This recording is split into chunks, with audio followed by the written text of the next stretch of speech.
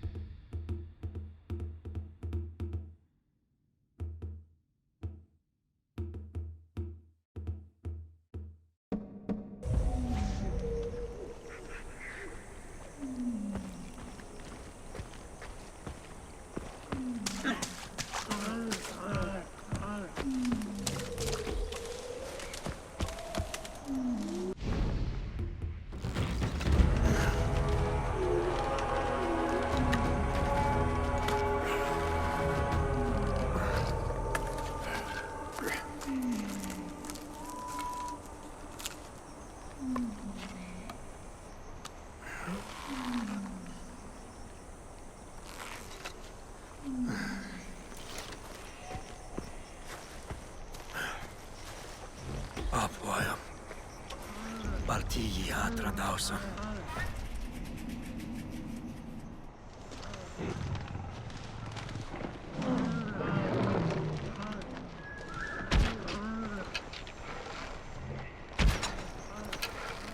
We want our fuck we are. Salkamagam.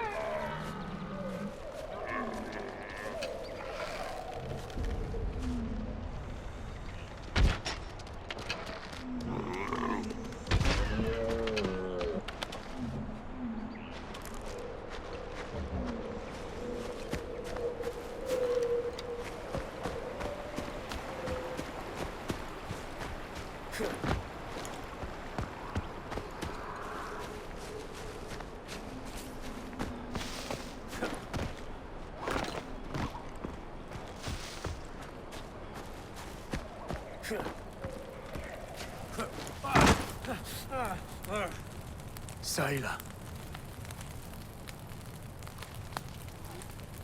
Ti wana yi.